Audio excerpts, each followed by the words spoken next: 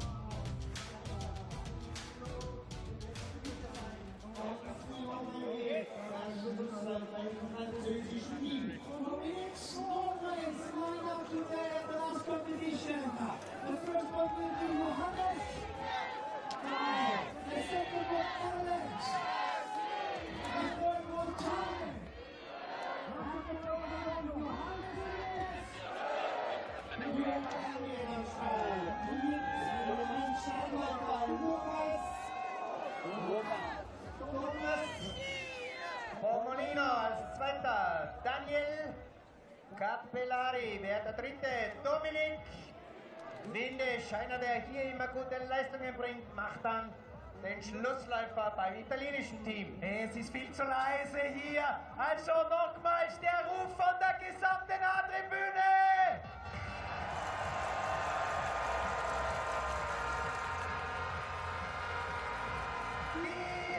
Die Sitztribüne kann sich kurz mal erheben. 3, 2, 1.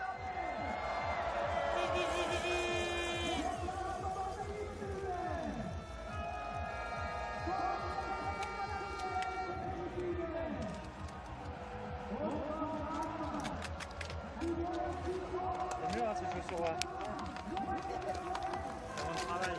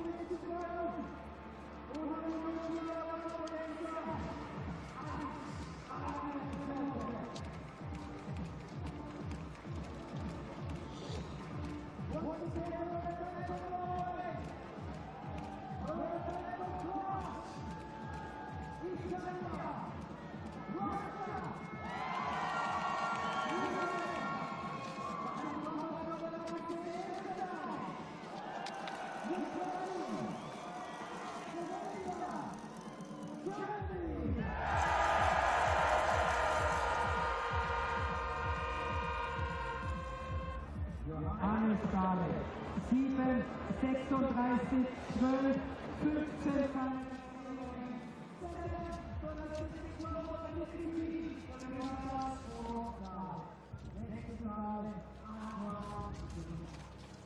Ready?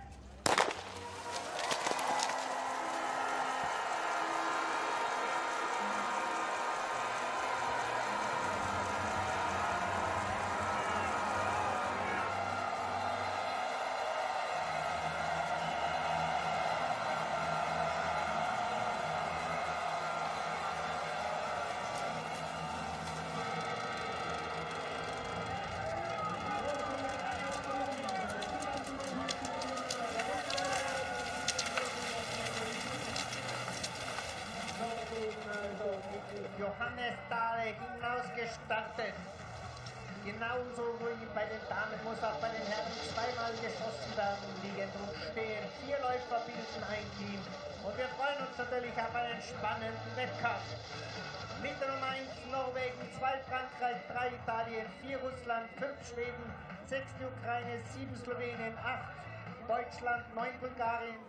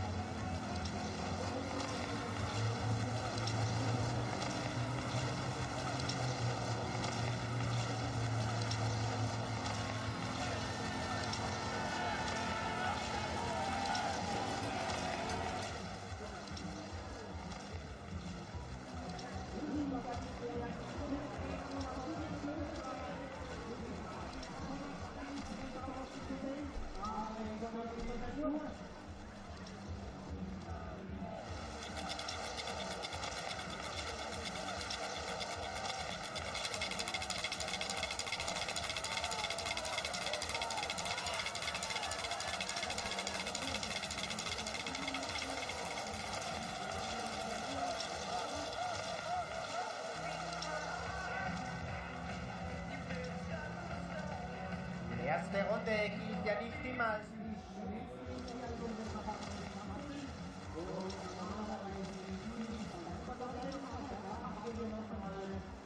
Schweizer mit der Startnummer 10, Jeremy Pinello. In Difficulty, Jeremy Pinello, Switzerland.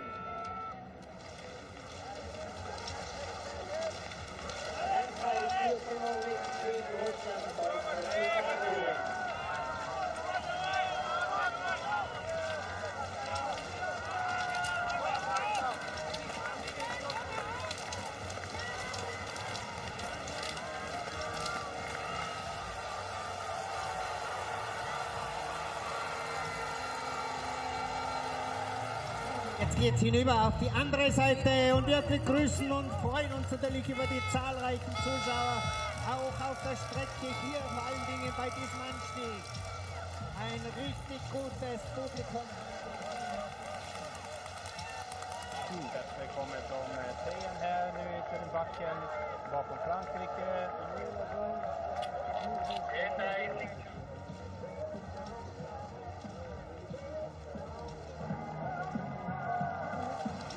Ja, heute leider dieser Landi-Anstieg, wenn wir uns zur Weltmeisterschaft zurückblicken.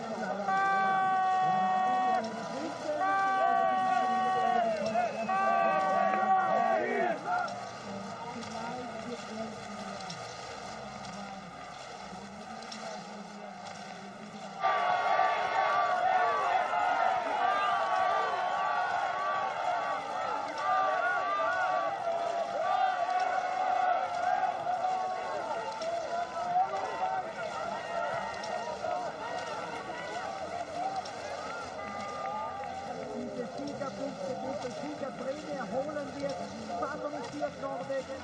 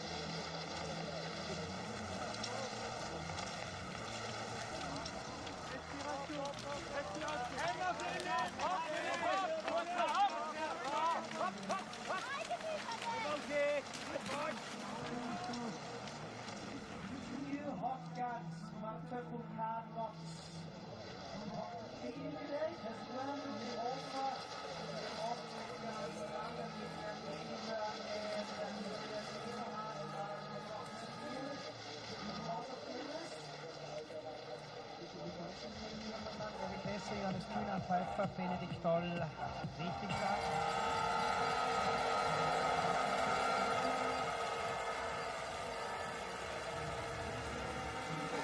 Guck mal, interessiert. Ui, ja.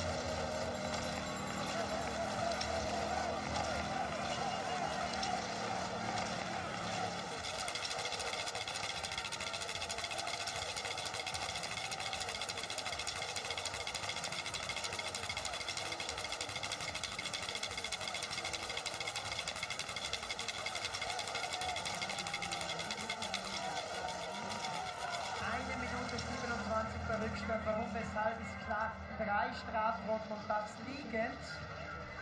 Schweden also momentan am Ende des Feldes auf Rang Nummer 27. Knapp davor Belgien mit 26 und Japan mit 25. Also in diesen Tagen von Hochfilzen teilweise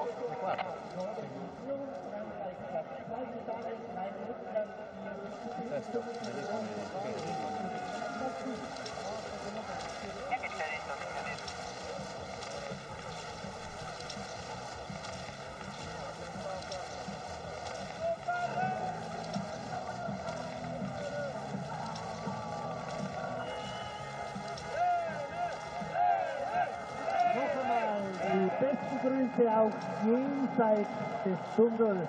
The best regards to the people on the other side of the tunnel.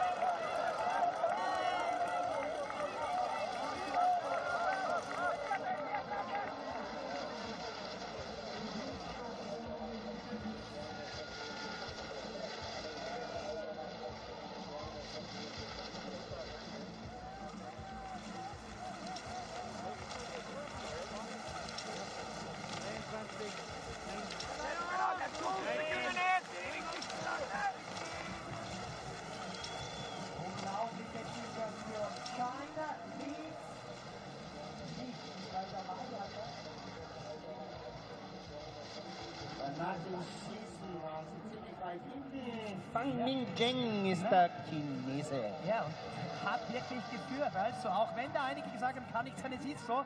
China hat kurz geführt.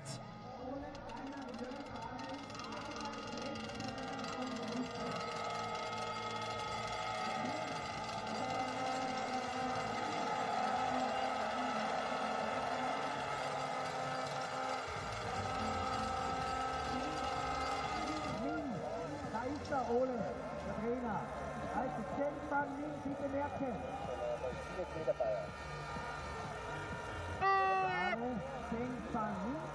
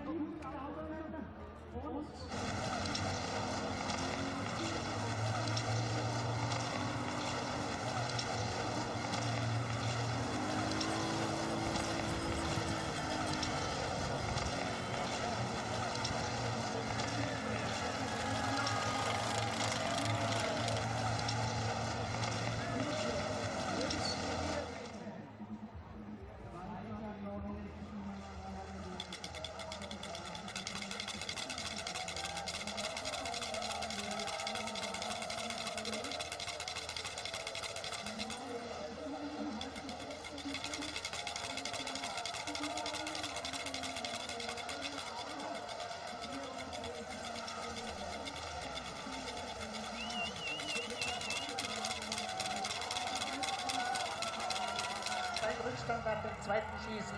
Das deutsche Team, Philipp Horn, bis jetzt 4 Nachlader.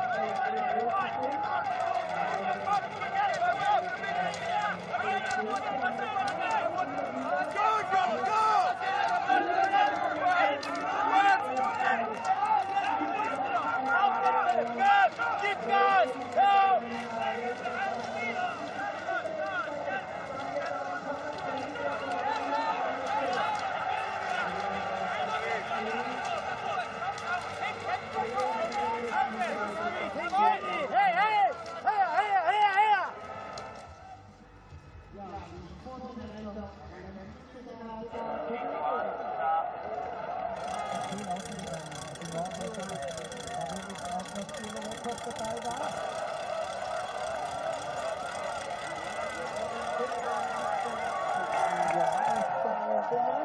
Startfelder.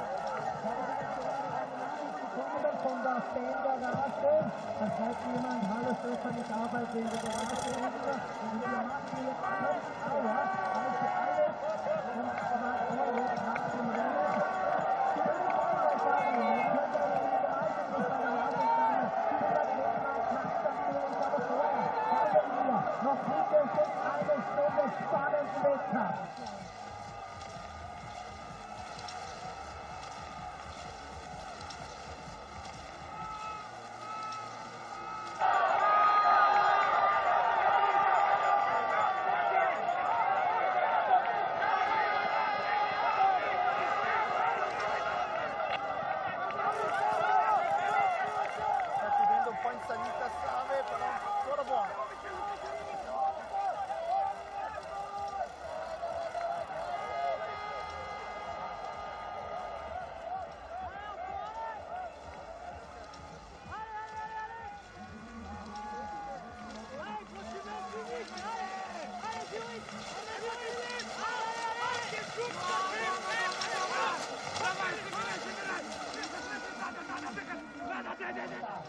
Von 1 Norwegen bis 7 Belgien, von 2 Frankreich, 26 Meter.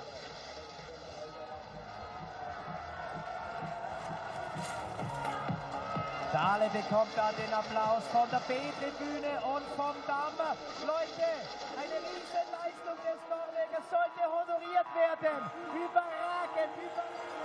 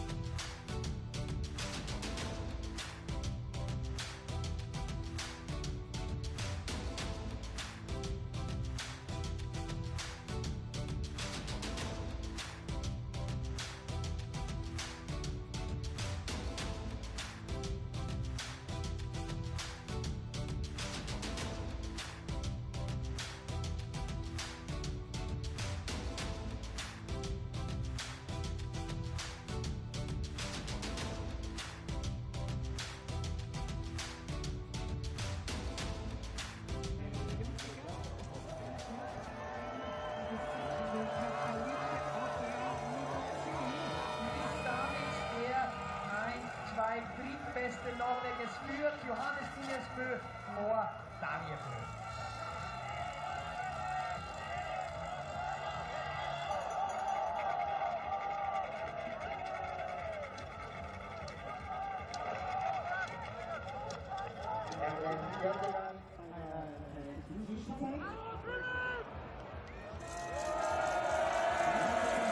Sekunden war sein Vorsprung beim Wechsel, den er übernommen hat.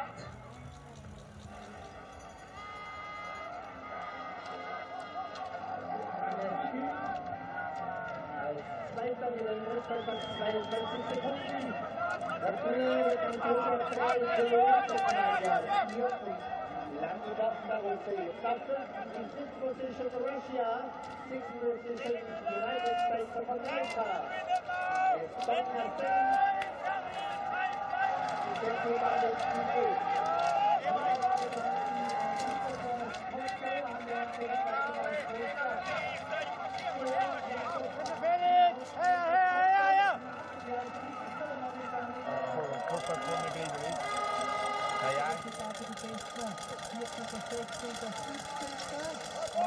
Vor allem in Kanada letztes Jahr auch stark gewesen, er mit Sicherheit die Nummer 1 in Kanada im vergangenen Jahr in den Staffelbewerben war Nummer 10 und momentan also an der 4. Stelle. 23 Sekunden sind es übrigens höchster Rückstand in die nach Portugal.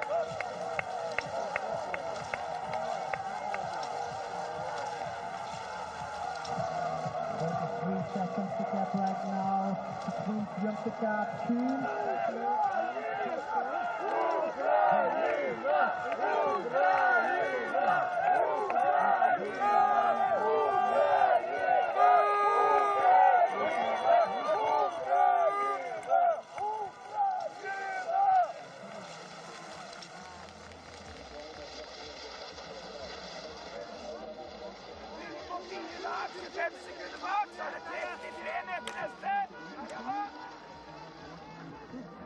Yesterday, the team of Canada women, Nadia Rose and Emma Lander.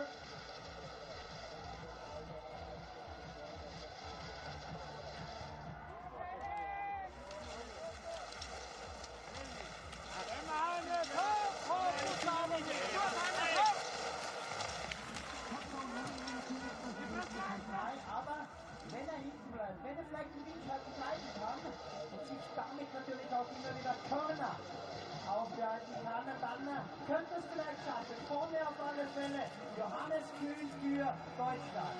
Für Frankreich ist es Jacques und Kanada eben Scott Go. Hier kommt Irland Björnka zu seinem ersten Schusseinsatz, seinem heutigen vorgelegten Arbeitstag.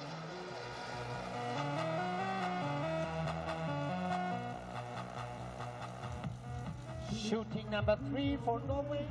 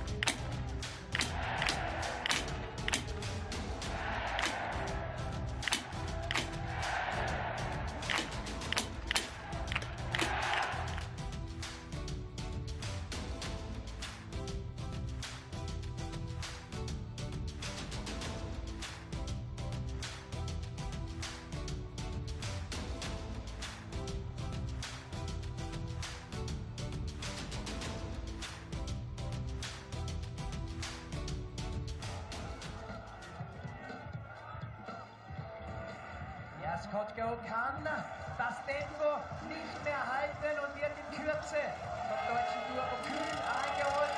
Verblöd immer noch mit 5-6 Sekunden Vorsprung.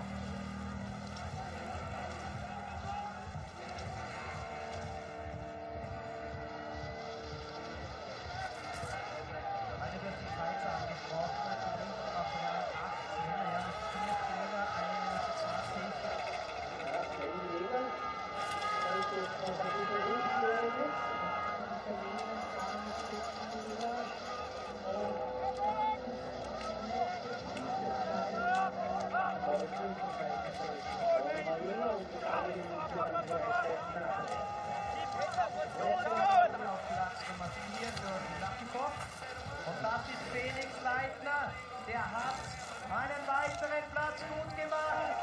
Das österreichische Jungster, mehrfacher Juniorenweltmeister, die Siegerin, die Beste, die Größte und deshalb auch die wichtigste Aktie in Österreich.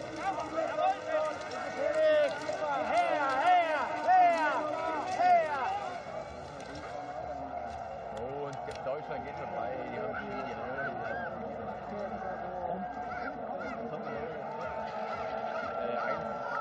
sensationell. Der Bruder von Felix ist Skispringer, der kleine Bruder besucht seit heuer gerade die Ski-Handelsschule in Stamm und zwar als nordische kombinieren als die gesamte Familie total Sport, das Ski gut mit Sport verrückt und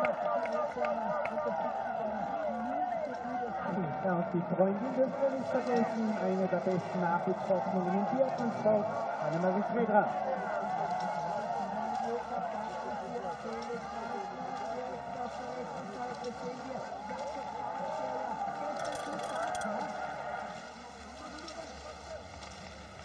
Well, we join the biathlon relay live. They're on leg 2, 3.9 kilometers completed, and a relay that has already had a few twists and turns. Norway a comfortable lead after Dale put in a stunning leg on the first section of the race, and then it's been thrown away by Bjørntegard. Poor prone shooting, one of the first 5 shots hit, and suddenly the rest of the teams are in contact. Just when you said that there, Patrick, one of the first 5 shots hit, it's almost impossible, isn't it? He came in 25 seconds ahead Bjørntegard. He had no pressure, but he only hit 1 out of 5. No wind, no bad light. Anyway, he did make up, he did, I suppose, dig himself out of it by putting 3 down with his 3 spares, but still on the penalty loop. What about China? China leading into the second shoot, the stand shoot, but then it went all wrong for them as well. Yeah. Cheng Fangming proving himself to be a fabulously fast skier. His day will come. I wonder what his instructions were from Uliana Bjørndal and his new coach. Maybe he just said, look, take some risks, really go for it. Make everyone realise that you know, you have the potential to be right up with the best, leading the way with the first 3 kilometres completed. It was impressive, but that poor shooting on that stand shoot costing China any chance of staying up with the lead teams. So down they come. They've got 1 more shoot to go on this second leg. We're waiting for the stand shoot. Mark Kirchner is primed and hoping that Germany can do something. They've been woefully short of success so far this year, and finished 8th in the first men's relay up in Östersund. So they are wearing bib number 8. The French, then they haven't got Simon Dessieux, they haven't got Martin Fourcade.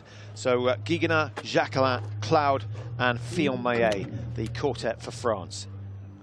Germany with Johannes Kern. Kern, Mike, skiing really well. Certainly the fastest of the Germans this year. Yes, he's pulled a lot of this time lost on this leg. He's gained some 8 to 10 seconds. What about Canada on the exchange? Canada 4th place. Estonia were in 7th place. Belgium were in 10th place. Biathlon's changing. Good and reflex. Canada's going into 1st. Yeah, great shooting from Canada. Their women did brilliantly in the relay yesterday.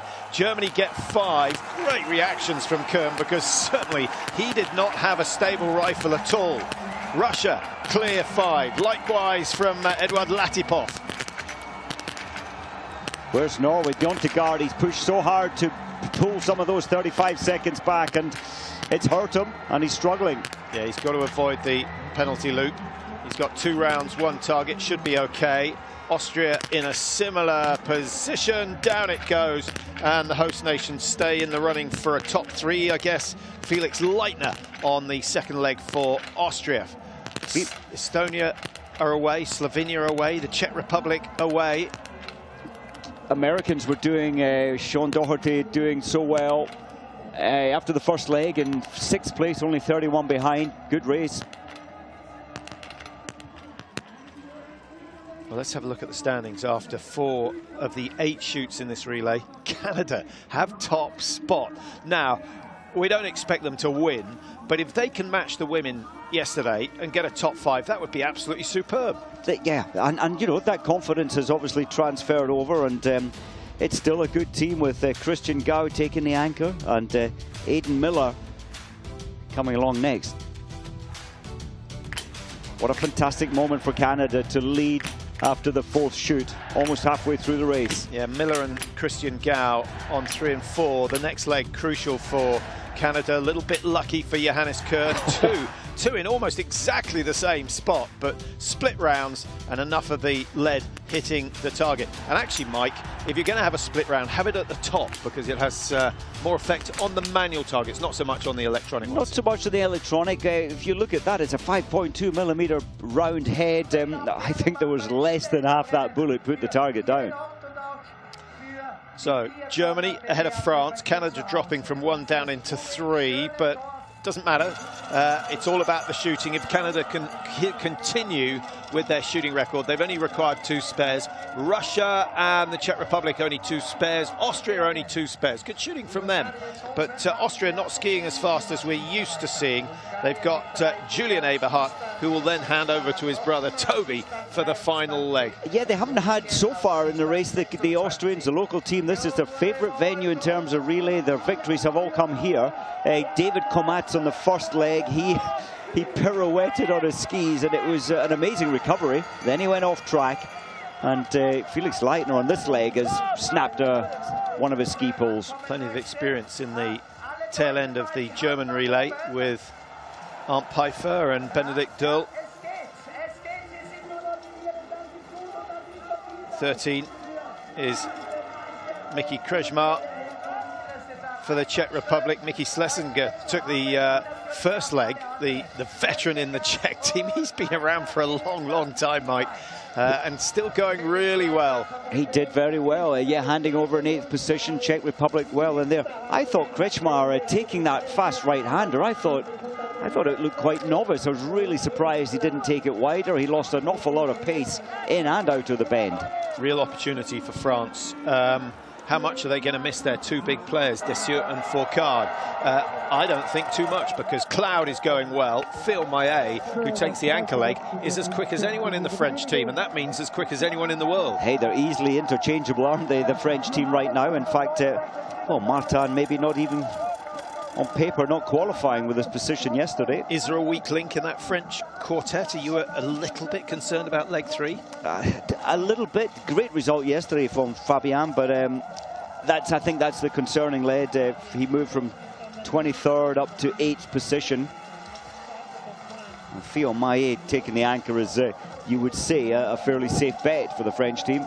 Bjørntegard trying to make up ground when he came out of the range after shoot number 4. The Norwegian 40.6 seconds behind, and he's lost another 5.8 seconds, or 5.2, to Johannes Kern, and actually has only gained 2 places on this lap so far.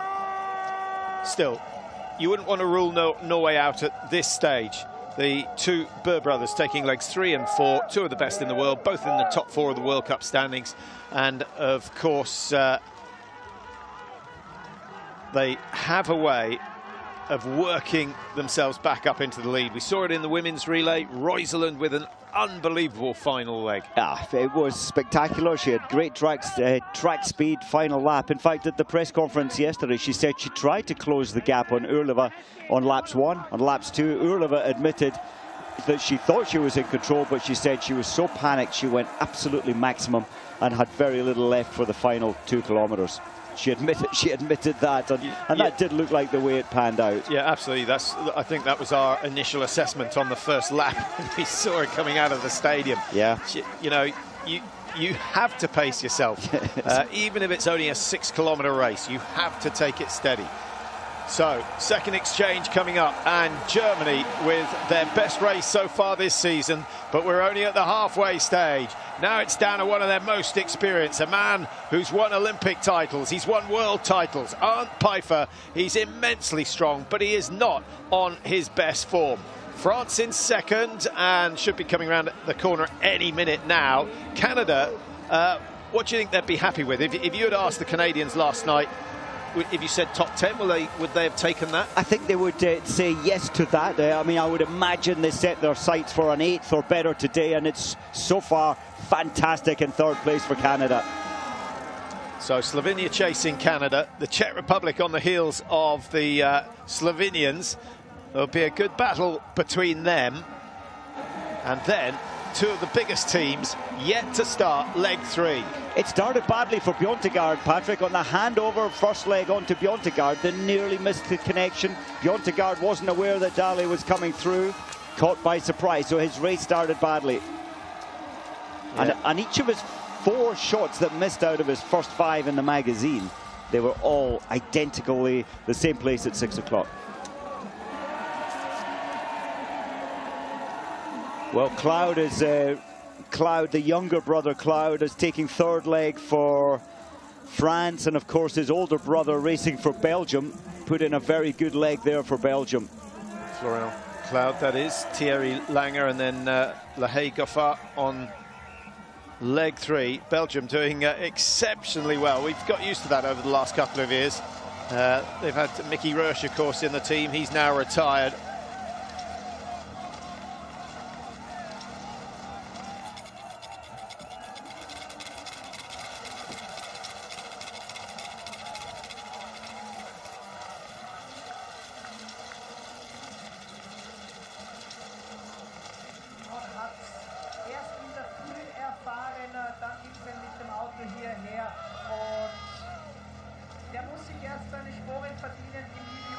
Germany in a rare position of leading the way. Now, the Germans have not won a relay for some time. Just looking back, their last win was Antolz 2017, so that's January 2017. We're almost at 2 years since they had a victory in the relay, and I think if you go all the way back to 2006, Mike, you could probably count their relay successes on 1.5 hands. Yes, and that was a team throughout the 90s that were winning most of the time, rarely off the podium. And yeah, it's a big turnaround now, and they need this today. They need to be building confidence, and often a relay can give that confidence back. Yeah, they will be back. They will be back. Everything comes in cycles. Quite how long the Norwegian domination in the relays is going to go on, I don't know. Norway are going for 5 World Cup or Championship relays in succession. Of course, they are the current world champions. They've got a spot of bother here because Bjørntegard's mistakes on leg 2 have given Terje Bø a little bit of work to do. He's in 6th, 45 behind. And the last thing the Bø brothers wanted today was to really dig deep, and that's what Terje Bø is having to do now, to pull those 53 seconds back, or try. But they'll be much more willing to dig deep today with a rest day tomorrow, Tuesday, Wednesday, than had they been racing the relay on the Saturday with the pursuit on the Sunday. Yes, I totally agree. And then, you know, the next race, the drive over to France, it's a long drive, 10 hours to Le Grand Bonnard. Leg 3 of the men's relay, the first and the easier part of the course completed. Germany with a healthy lead, 18 seconds over France. The Czech Republic have moved up into 3. Canada been pushed down to 4, but still looking very, very good. And Clement Bauer on the charge for Slovenia at 34 seconds behind. Bauer was 33.5, so he's not gained anything, not really lost anything, so no change. Terje Bø, on the other hand, he started this leg 40 Just looking, he started 53 behind Mike, so he's actually pushed quite hard, closed 10 seconds in the first 2.5. That's pretty good going on Arndt Pfeiffer. I know Arndt is probably just trying to run his own race. There's Canada and Aidan Miller. He's keeping it firm, he's keeping it there. Russia just ahead of him. So, favourites at this stage, is it Germany? Is it France? And Norway still the hot favourites, a team that have got used to winning? I beg your pardon, I said Russia just ahead of Miller. Of course, it's Czech Republic. Vaklevitz for Czech Republic, they're in third position. Looking at Pfeiffer's shooting records so far this year, and he has not missed a prone target in a race. Just double checking to see if that is right. No, he has not missed a prone target, and I think he's the only one in the field who has a 100% record in the prone. The problem is his standing record is down to 69%, and that certainly will have the crowd feeling a little bit nervous. Most of it went wrong in the relay in Östersund, where Pfeiffer did a penalty loop on the stand. Now, should be fine. Can he keep that 100% record going? If he does, Germany hold on to the lead. A couple of clicks anti-clockwise. So when he zeroed the rain, that the wind was from the left, so he's just pulled the sights back from that offset. Walking left to right. Lovely shot. Slightly drifted right, but the first 4 shots very, very central. Good shooting from Pfeiffer and quick. Came in with 18 seconds to play with. He should have at least that, because France taking their time on this first shoot in the third leg. Fabian Cloud. Cloud is taking his time, but you know what? Often that's the best way. You don't stress or waste time putting that extra bullet in. Aidan Miller, that's a fairly fast routine. He's just missed the second shot. So, 3 of the first 5 teams making mistakes. That gives Norway a chance to get back up with the leaders. Tarjei Bø, 4 out of 4. Does he get the last? Yes, he does. And Norway are up with the leaders. They are such a strong team when it comes to chasing. Russia clear 5. Good shooting from Dmitry Malishko. Malishko's not been good with the rifle so far this year. Had all sorts of problems in the wind up in Östersund, Austria.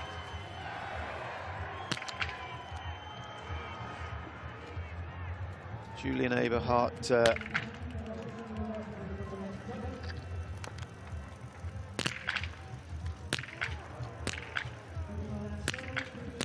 was due to take the third leg. Felix Leitner on the second leg for Austria. And a minute now separating the top 8. And lots of mistakes. Ukraine are in trouble. Latvia are on the penalty route. Yeah, I thought we had a change. Just wasn't sure who it was who came in for the Austrians. It's Jakub who's come in. So that really does dent Austria's chances. No word of what's happened to Julian Eberhardt.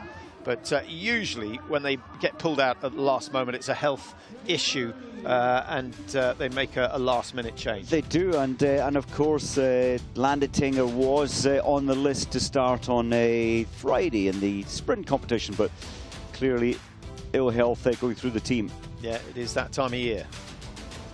Pfeiffer, 5 out of 5. I love that shot where you can actually see the real target going down. Just shows you how far away it is. 50 meters, 4.5 centimeters across. It's a tiny, tiny target.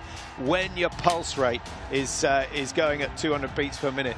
But for a marksman, Mike, an Olympic marksman, they'd laugh at the size of the target. But it's a very different kettle of fish. Get them to do 10 press-ups and then shoot. That would be different. They wouldn't laugh if they felt the weight of the rifle, if they felt their heartbeat 10, 12 beats below maximum and suffering to try and get enough air in to last a 3-second period of time. Yeah, what's the sort of general size of a summer marksman? In terms of, you know, are they big men with a strong base? Or? No, little Shetland ponies. They're compact, short, squat, and especially when it was especially stand position and prone position, and then in the old kneeling position.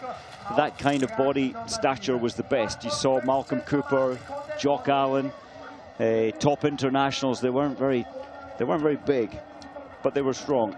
And although these guys look big, they look so tall. They look about 6 inches taller than they actually are when they stand on the skis, because they stand so well.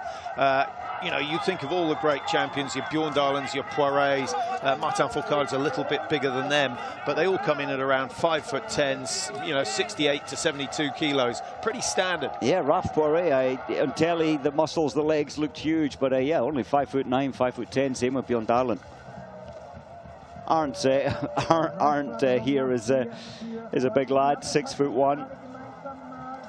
Yeah, that's not bad. So, sorry, at the end of week 2 of racing, end of 2 World Cups, Patrick, to not have missed even one shot prone, Arndt Pfeiffer's got to feel good about that. Well, he'll feel good, provided the 5 standing targets go down. Cloud closes the gap, 18 down to 15. Any significance there? Well, I guess it means that should Pfeiffer miss one and Cloud go clear, the lead will change. At 18, 19 seconds, they would have been pretty tight coming off the penalty loop. Tadej Bo, 53-second deficit down to 31. He's done a good job so far. And I think last time we had a relay, we said 25 seconds for Johannes Tingis, and he still has a chance. That's incredible. Wouldn't you love to have Johannes in your team to bring the team back if you have to? Clement Bauer, Mike, as we go back to the Chinese team. Clement Bauer shooting much better than normal this season, as is Jakob Fack, but both of them seem to be skiing slower than normal. Yes, they do. This is sometimes when you leave the rifle, and this is the way Bjorndalen is teaching them without a doubt, not blaming him, but sometimes when your rifle is still locked in your shoulder, yes, you need to break it out of your shoulder, get in there, hand feed it, that's better. You can't see when you're still locked into your shoulder. You can't see what's going on. Bjorndalen will be reviewing that. He's beside Egil Hjelland, who's the head coach for the Czech team, Czech women's team. Domracheva there as well, beside, as you'd expect. Yeah, she'll stay on the tour, I think, until their child is at school age, and then they'll be looking for a bit more stability. But nice to have them on the tour. It certainly helps the Chinese team in terms of media attention, but at the moment it's all eyes on Germany. Mark Kirchner, you know, he looks pretty cool, but he will be a bag of nerves because there's been so much pressure and criticism heaped on the German squad for doing absolutely nothing so far this year. This is their chance, and this perhaps the most crucial shoot of all. They do not want to be in the mix come that final leg. Pfeiffer, 69% hit rate in the stand. He's got one spare advantage, definitely, probably 2. Nice start. Great camera shot. You can see how much head weight he has through the rifle to add weight to the rifle. Fantastic. Wow. Wow, that is just what he needed. And now the pressure switches to Benedikt Döll, who's in the exchange area waiting to take the last leg. He's got, what, 6 minutes or so to wait. France starting to make mistakes. That will get the Germans cheering even more. But Norway are still a danger. Do you know what? When you put a man clean and fresh into your relay who is not commonly used, and they've been so successful, it really heaps pressure on that individual, and that's where Cloud is now. Tadej Bo, 10, 11, nearly, well, 12 seconds longer than anyone else preparing for that first shot. But this is why, because it aids the rapid shooting. 4 out of 4 for the Norwegian, 5 out of 5. Ultimately, it ended up being the quickest shot of all. France with a penalty. Oh. Yeah, that's... have a penalty if you're going to have one. Have it on the first leg, not on the last. And Russia are on the penalty loop as well. Malishko, he just picked that rifle up and he shot so fast. I think that was his downfall. And that, Mike, is absolutely sensational news for the Canadians, who may better the women's team's performance. If they finish on the podium, that would be absolutely amazing. Slovenia on the penalty loop. This is giving Canada even more hope and spectrum to keep hold of that third position, although it is only 20 seconds back to Czech Republic and France. Well, Canada finishing 11th in the one and only relay we've had so far this year. looking at their position last year. They were 16th in the rankings.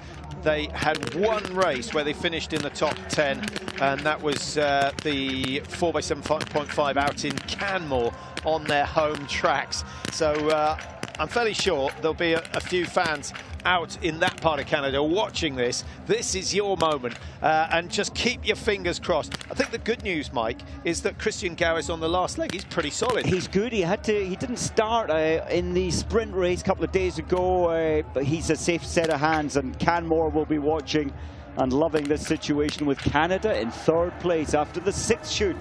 One athlete to go. And 20 seconds to play with over the Czech Republic. They're still only 20 seconds ahead of France. Fillon Maillet can take 20 seconds on the first lap if he chooses to do so. The podium finish is not in the bag yet, but it's certainly worth getting excited about. Germany, Norway, Canada, the leading 3, and we have just 2 shoots to go.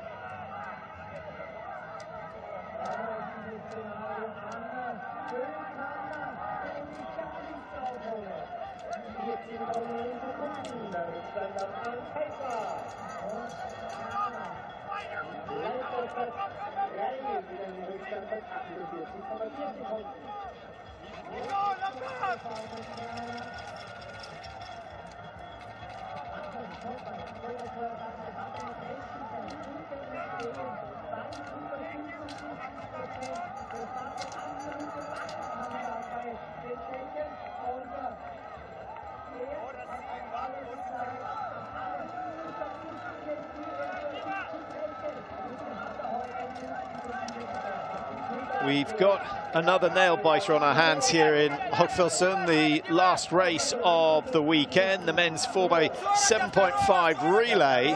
And we've got Germany leading, a team that have had a dire season so far. Norway chasing hard. Tarjei Bø slowly closing down on the race leaders, although Pfeiffer seems to have accelerated over the last kilometre or so. Canada in 3rd place at the moment. They've done brilliantly so far. Aidan Miller is hanging on for grim death.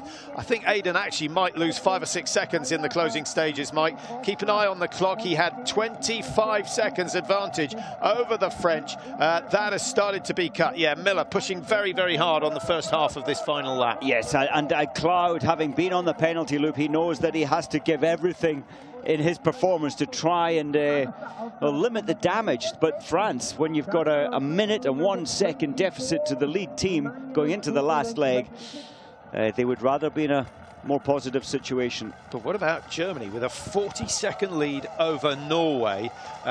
Germany have had a lead of, I think it was something like 125 going into the final shoot before and thrown that away, with Austria coming through to win. But we're going back a decade or so since that happened.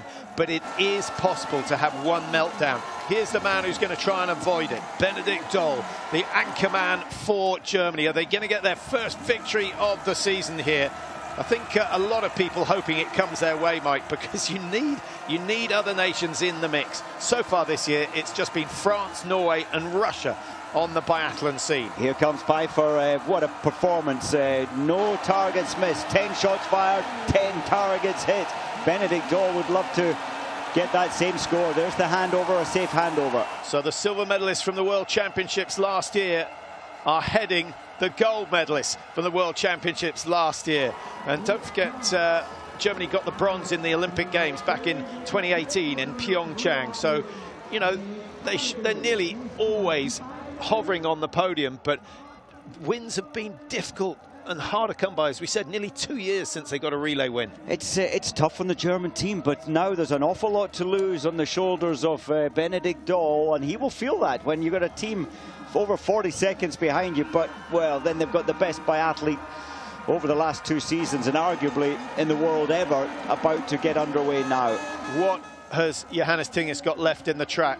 In the tank? He's got no option, Mike, but to go hard from the gun. Canada and Aidan Miller. What a shame the race doesn't finish now, because so many people would love to see Canada finish in the top 3. Let's forget the podium. Top 5 is still brilliant for a team like Canada, and if both their men and women finish in the top 5 on a weekend, you know they are starting to go places. The Czech Republic, podium, still a possibility. Strekvik is very good, junior world champion. I know he's still learning his game, but he is an incredibly talented athlete. Loginov, you just feel, is going to, as usual, shoot so fast he's going to pull some of this deficit back. Yeah, he's another man with a brilliant record in the prone position. He's at 97%. He's only missed 1 prone target so far this year. That was in the relay in Östersund, one of his spares. Hasn't missed in an individual race, and actually Loginov has not missed a target here in Hochfilzen this weekend. Clear in the sprint, clear in the pursuit, so 30 out of 30. Not many people go through a whole weekend without a miss. Tough task.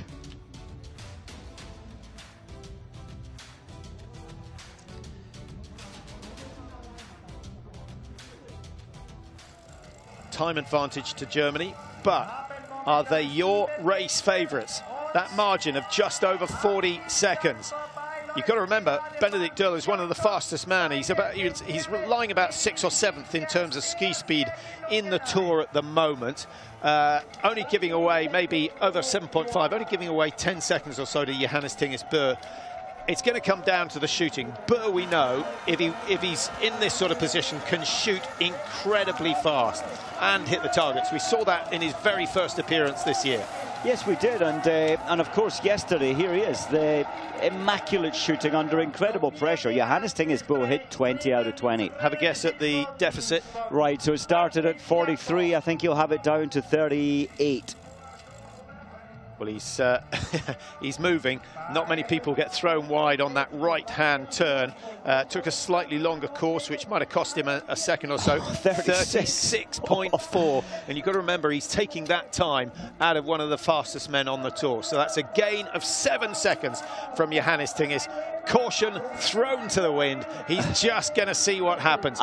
I hope the coaches don't tell Benedikt Dahl that Johannes has pulled back somewhat 6, 7 seconds in the first kilometre, and I'm sure they'll keep that information away. Scott Gau, yes, France has come alongside and in the shape of Fio Maillet, but you know what? I think that Christian Gau will be still believing he can touch the podium today. I really hope they can. Strecky at 108. And he left the exchange at 110, so he's pulled back a couple of seconds on Benedikt Dahl. Russia, they left at 128. Keep an eye on the clock. Loginov now at 131. He's going to have to rely on that shooting of his. Otherwise, Russia are going to struggle to get anywhere near the top 3. I was just thinking back to yesterday, Patrick, and of course we saw Russia somewhat 20 seconds ahead, 25 ahead of Norway in the women's field. And Urlova went like crazy on the first lap, but the body language said it all. I got the same feeling with Benedikt Dahl. There was a fear, a panic state, working so hard but very tense. You could still got to try and relax under extreme pressure. Well, the prone shoot in these conditions, a little bit harder, Mike. Although you have to remember, by the time they come into the stand, the legs are starting to shake a bit, even though the lap is only 2.5K. Yes, I think stand more difficult. The range today is so easy. There's no wind. The light is great. And you do have the recovery phase dropping down from the high point of the course into the range area. Well, normally relays here are fairly tight, but over a minute separating the top 5, not the sort of situation we had yesterday, not the sort of situation we were expecting today. My brain cells are racking themselves thinking when Canada was last in this situation. They have in the past, in the late 80s, early 90s, have had good teams. Podium they haven't touched in relays in the men's field. Well, last year, as I mentioned, 10th was their best performance. Previous year, 10th was their best performance. If we go back to the 2016-2017 season, they didn't do too badly. They got a 7th place, and that was in the pre-Olympic. But a lot of teams not sending full squads, so I'm not sure we count that one. Interesting. The wind is kind. Look at these flags at 5 meters from firing point, hanging straight down. Canada's last podium was Oslo, March 2016. Of course it was. Smack in the middle with number 4. Number 5 is safely on the 8-9 ring, and Benedikt Doll gets away unharmed. Still, so Germany with 5Ks to go, 5 targets to hit, will have at least 35 seconds to play with. Johannes Tingis, does he just go rapid fire, or does he switch his approach to defend second rather than attack first? I think he'll go for the second option, attack first. But he got his breath under control there, so he should shoot. He will shoot fast. They're all over to the right. There's a danger that this one could be thrown even further. Oh my goodness, the grouping was fantastic, but right on the right-hand side, and actually that shot made it look as though it was closer to the edge than many of them actually were. So Norway stay in second. Canada, France duel. One going left to right, the other right to left. Canada matching France shot for shot, and then they go clear on 3, miss their opportunity, threw away their chance, and now the Czech Republic can close that gap by about 10-12 seconds. Go Canada. How could I forget that day in 2016 when, yes, they finished on the podium and they were so happy that day. I'd love to see them do it a second time. On that day, Norway won, Germany were in second. Could be the same 2 teams ahead of them today, should they hang on to third. Complete break of the shoulder position, a safer way to get that bullet in without messing up.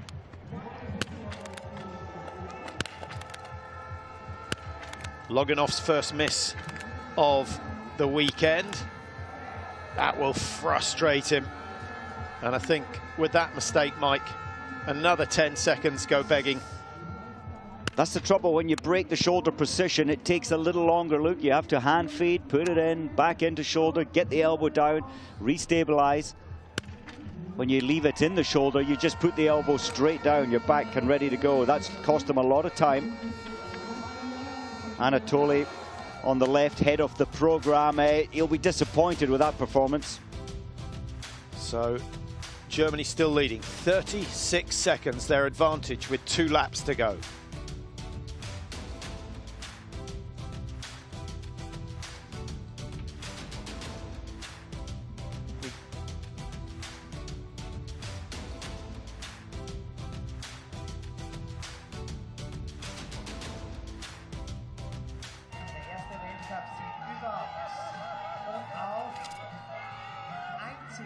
Für Benedikt Doll hier in Hochfilzen, gleichbedeutend damals mit dem Weltmeistertitel.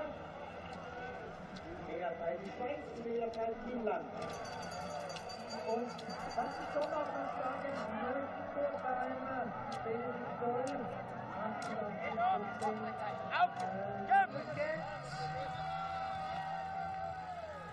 hat sich aber auch stehend deutlich verbessert letztes Jahr. Vor allem letztes Jahr auch ein extrem starkes Finale gehabt, kann ich mich noch erinnern, in Östersund, als er...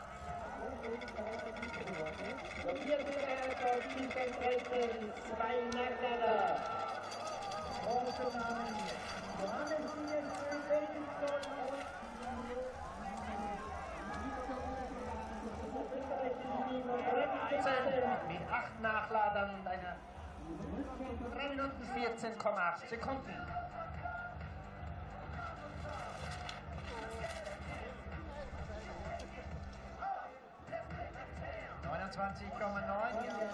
Well, we're building towards the climax here in Hochfilzen. We're on the final leg of the men's 4x7.5, and there are your 4 leading teams. Germany ahead of Norway, 29 seconds. But remember, they started this leg over 40 seconds clear. So Johannes Tingesbø is starting to claw back. And if he can get to within 10 seconds of Dole on the last leg, it's possible. But then you have to remember that Johannes has worked absolutely 100% on the first 2 laps. So for him to take 15 seconds out of Dole is unlikely in the last 2K. It does feel that way. I did notice last time as well, Patrick, that Johannes pulled back 7-8 seconds over the first 1.1 kilometre, but then he didn't pull too much more time on the hill climb, so indicating to me that Johannes, and he's bound to be, he's only human, feeling a little tired today. Normally he would destroy another 7 seconds off this climb. But remember, in the Sprint World Championships 2017, those were the 2 men fighting it out for the gold medal, and it was Benedikt Dole who came through to take the win by 0.1 of a second? Closest finish we've ever seen. It was about a toenail. 3rd and 4th, France, Canada. Still the French unable to put much daylight between themselves and a team ranked some 8-9 places below them. Czech Republic, they're not out of the chase for podiums. Should Fillon-Maillet and Christian Gau make massive mistakes, I think the most that Strecki can hope for is that they use all 3 spare rounds, which is roughly 30 seconds. That would give him an opportunity. 33, that's only 33, so he hasn't closed it. I think that's what he said. Well, he did say 33, which he said 33, but that doesn't read true to me. Unless it's 23, we think it's closer to 28. Yeah, so then it maybe misheard that, so maybe it was 23 behind. That's well, he might have said you were 33 behind, you've closed it to 28. I'm not sure, just speculating. But Johannes Tinges knows exactly what he's got to do. He has to shoot fast. And I just feel, Mike, if the gap is over 15 seconds at the end of this shoot, then Germany will have it in the bag. We'll see. You never quite know. Benedikt Dole, I don't want to be negative, but he's a 76% hit rate in standing. It's not his strength. Hope it is today for Germany's sake. High for hit 5, no wind. He's got the range to himself. Those first 3 will give him confidence, but this is where it gets tough. Pushes that one out left. Is this for the win? Oh, now. Oh, the rifle was very lucky in that 4th shot. I thought it was going to miss. It was low left, but it was a hit. Here comes Johannes Tingesbø. There's the 2nd miss. Now the chance for Johannes Tinges, but he's got to miss the first one. That could be Germany's win secured. Down it goes. Johannes is on the case. If that first one had gone down, it would have been a ski race to the finish, and I think that miss actually gives Germany the opportunity. 3-4 seconds, Germany away. Dole doesn't know it yet, but Norway have given themselves a mighty task. It's going to be perilously close to that 15 seconds, Mike. Roiselund did it yesterday, chasing down, was it the French they were chasing down? The Russians. The Russians. Yeah, but if Johannes pulls 13.8, there's only one man on the planet right now that could pull that 13.8 back off Benedikt Dole, and that is the man doing it, chasing it. Fillon-Maillet making sure that France are on the podium and not Canada. Canada now just have to secure a top 5, as we said, would be brilliant. They're not going to match their performance in Oslo. This is good shooting. Go on. Great Fantastic. effort. Well Great done, Christian. effort. Well, that's a wonderful performance from Canada. Yeah, that puts pressure on Strecki, and be nice to see a shot of the Canadian girls, actually. They had a brilliant outing in the relay yesterday, and it would just be nice to see their reaction, because they'll be delighted that the men's team have matched their performance. Now, what's the margin? I think he said 12 seconds. The coach alongside, if that's true, he's pulled back at 1.8 to this point. Ski speed is going to make a difference. Keep an eye on the back of your screen. We're going to see Johannes Tinges very shortly. There he is. There he is, 100 metres, 120 metres at the most. Benedikt Dole will have paced this. He knows what he's got, and he knows that you have to save something for that final climb. Johannes is closing down. Johannes Tingesbø chasing, hunting And Benedict Dahl, you can see the stiffness, the fear, the tightness, and who wouldn't be frightened of the athlete chasing behind? But Benedict's timing has never been the best, Mike. I still think he's got enough of a cushion. But when he goes round this top corner, I wonder whether he's just going to glance to his left and see the world's best biathlete on his case, chasing him down. It's so good to see Johannes Tingis digging deep, isn't it, Mike? Remember Martin Fourcade, second place coming out of the last shoot in Östersund, and within 500 metres he gave up the chase. You're never going to see that with Johannes Tingis. Johannes is going to fight, keep fighting, fight a little bit more, but Benedict Dahl, Johannes is running out of track time. You just feel that Benedict Dahl is on his limit. He's hardly ever pushed this hard. He knows he has to keep this. They want this victory. They need this victory. Well, he's cut the margin dramatically. 5 seconds. It was 13. It was 13.8. So an enormous gain already. But there's one big climb to come after this. And Johannes Tingis is hanging out there. Absolutely sensational effort from him. The crowd loving every moment of this. France are in no man's land, stuck in third place. No danger of being caught by the Canadians now. Bjørntegard, who missed that shot in the pro and took ages getting all 4 of the 5 down. He'll be a little happier right now. Ziggy Mazet, you know, all these guys, Mike, enjoy a good race. It's great to win consistently, but everyone loves to see a good race. And look at the technique there. Brilliant cornering from Johannes Tingis, and he's closed the gap at the base of the hill. Now what does he do? He needs to rest in, I think, or is he going to go straight past him? Here we go. There's the injection of speed from Dahl of Germany, and now Johannes Tingis has got to stay with him. He's just, what, 3 metres behind? Oh, look at Benedict Dahl. 3 metres behind. There's not a lot left in the tank of Johannes Tingis. Not surprisingly, 13 seconds closed over 2K. That makes life tough. And Dahl kicks again. Encouragement from the coach seems to be enough. But it's not over quite yet. We've got a long downhill in towards the sprint finish. And that is where Johannes Tingis Bø of Norway may be able to get a little bit of recovery. I thought Benedict Dahl was sensational there. When an athlete gets on your tail, you're almost beat, but he put in a turbocharged attack. Johannes Tingis Bø is on his limit. He can hardly stand on these legs. Yeah, you can see what it means for the German team. Actually, the coach is in danger of getting in Johannes Tingis. Yeah, Johannes Tingis has the better skis. Wonderful skis. But, Mike, it's a slightly uphill finish into that last 100 metres, and it looks to me as though Dahl is quicker on the uphill, Johannes Tingis is quicker on the downhill, and I wonder whether the Norwegian will decide to go ahead here, because it's not easy to get ahead on that last stretch. There, ski tip to ski tail. Germany still heading Norway, but that little loss of technique from Johannes Tingis tells you everything you need to know. He is absolutely finished, and he's still got 200 metres to go. His skis are better. He'll only hope for a better slingshot into the final straight, but it gives Benedict Dahl the best option to take the best line into the finish. Where's your money?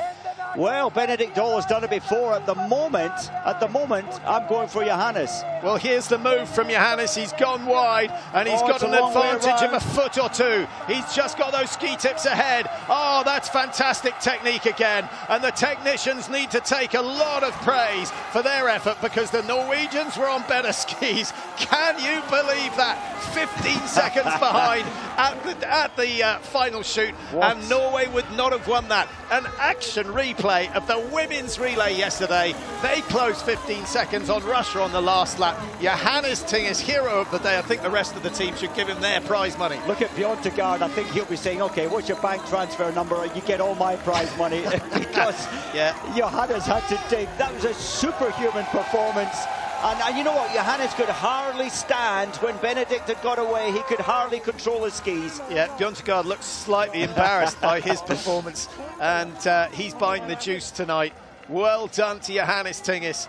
It's certainly made for a good race. Those two, a little bit of revenge for the Sprint World Championships back in 2017 when Dahl won it by a fraction. That's incredible. But you know what? I think we have to heap a lot of praise on the German team today, and especially Benedict Dahl.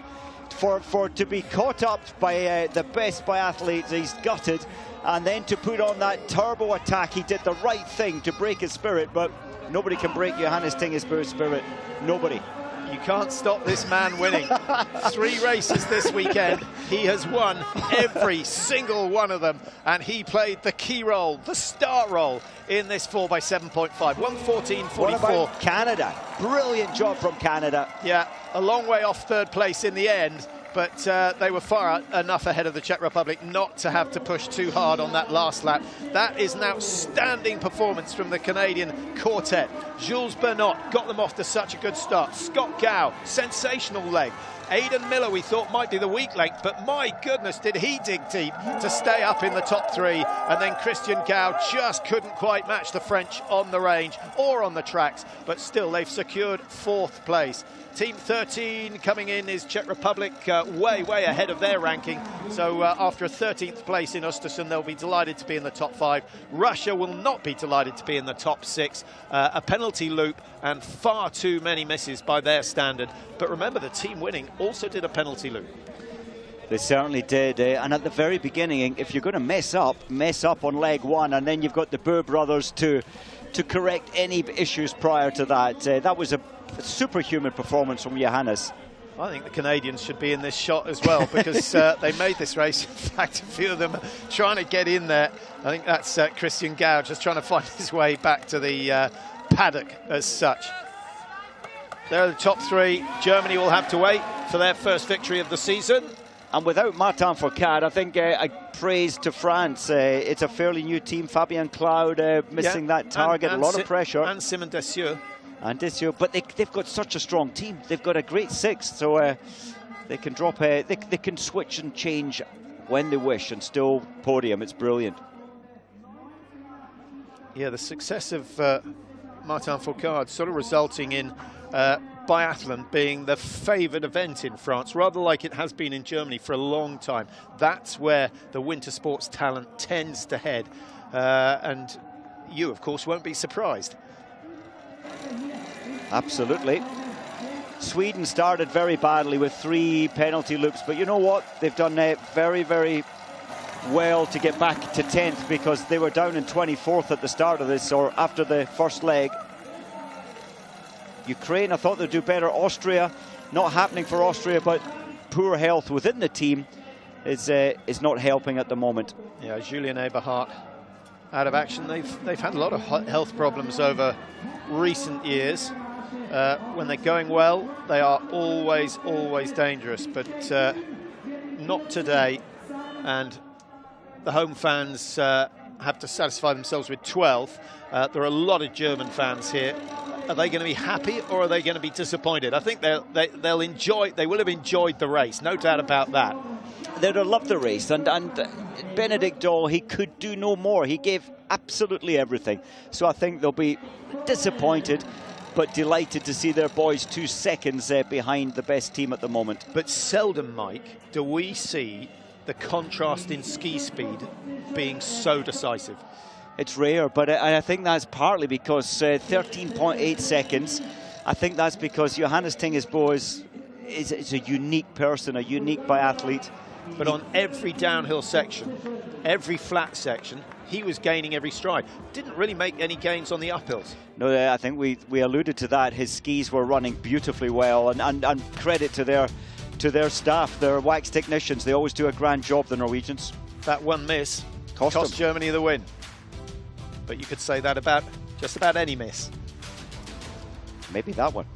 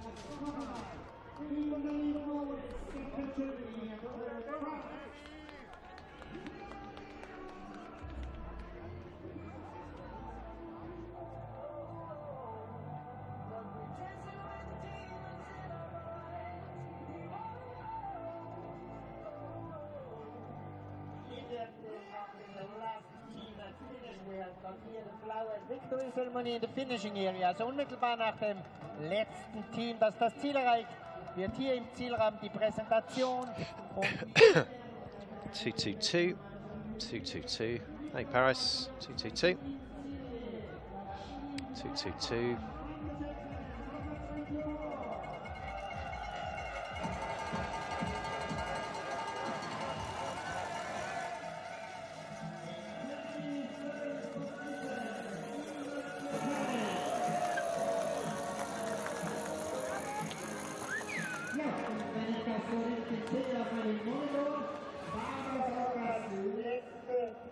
Das wir hier im Ziel erwarten.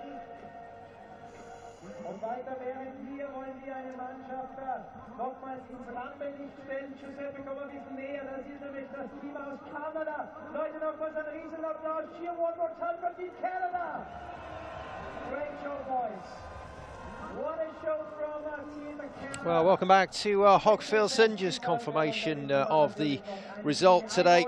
Norway pipping Germany in that relay ahead of France. Another fantastic day and a really good finish. You heard from Patrick and Mike, they felt that was always going to be a very good race, and it proved to be so in the end. Johannes Tingesbø, what a fighter and what a chase to finally close down Dol in the closing stages of that race and claim another win for Norway. So, final part of the racing here in Hochfilzen before we head off to our coverage from the ski jumping in Klingenthal. And there's confirmation of that final result. Norway just pipping Germany and France managing to hold off what looked like it was going to be a good challenge from Canada and the Czech Republic. But in the end, solid at the range from their closing men to make sure of that result. So just to run down through those final standings, another good day at the Biathlon office here on Eurosport. Another really enjoyable day here in Hochfilzen as well. And another very successful day for Norway and their prestigious men's relay team. That's all then from Hochfilzen. And our biathlon relay coverage on Eurosport for today. We're heading off now to Klingenthal as the Flyers get into action on the large hill. But from Hochfilzen, it's goodbye.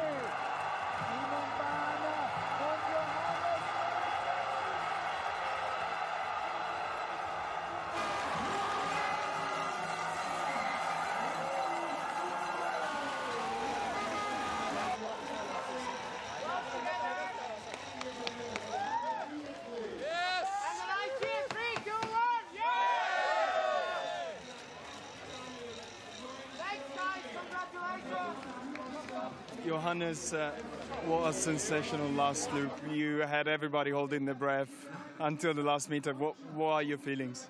Now I'm tired. It's been such a great weekend. On the last loop, you have to try, you have to believe, and try to make a good push from behind. So, yeah, it's tough also for the guy in front. I was really tired in the last uphill, but I managed to save some power for the sprint. Well, what a result. Congratulations. Thank you.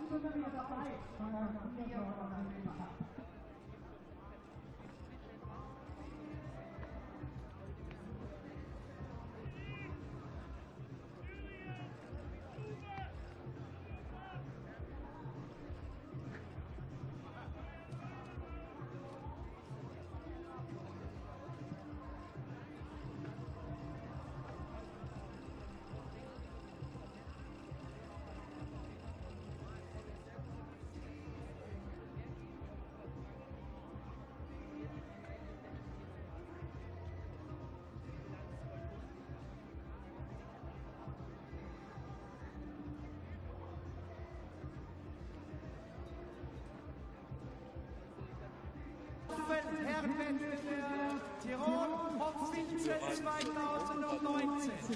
Auftragender Nummer 3 in Wörth. Antwortgegner im Schotte Fabian Lutz. Fiumae wird Team Frankreich France.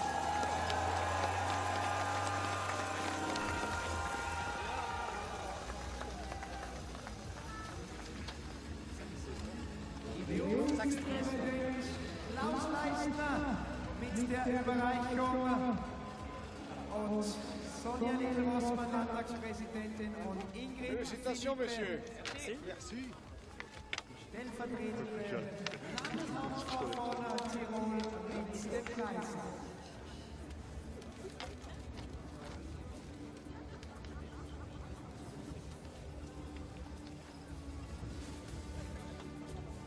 Ouais, premier podium. Hein. Ouais, quand même, finalement. Dankeschön. Schön, bitte sehr. Enchanté. Merci. Dankeschön. An der zweiten Stelle. Dankeschön. In second place. Die Herren Philipp Horn, Johannes Kühn,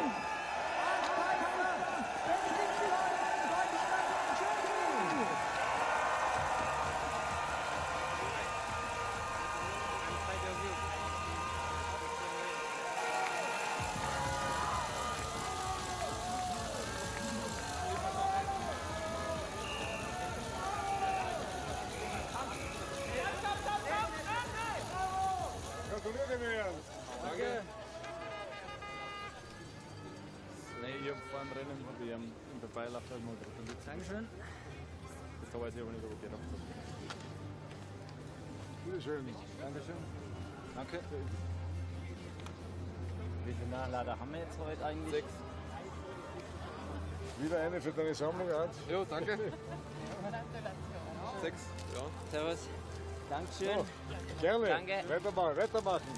Ja, machen wir. Vielen Dank. Dankeschön. Kommen wir jetzt noch? Ja. Dankeschön. Dankeschön. Ja. Gratuliere. Dankeschön. Und es ist Zeit für die Sieger. It's time for the winners and champions.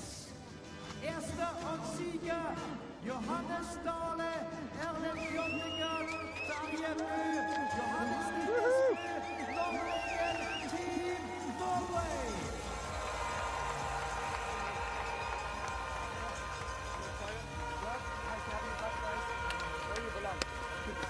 1 second, please. Everyone is happy. Ja, okay. Jetzt gehen wir in die Mitte.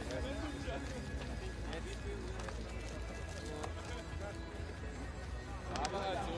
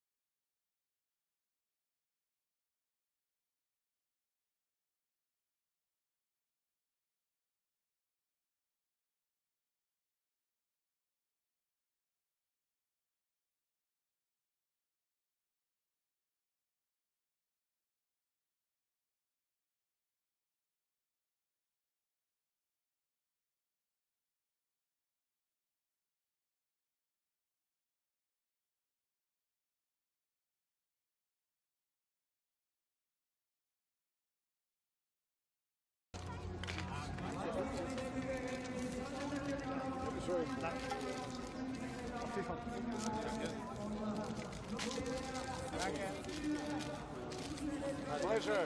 One more. But the most important is coming. Champagne.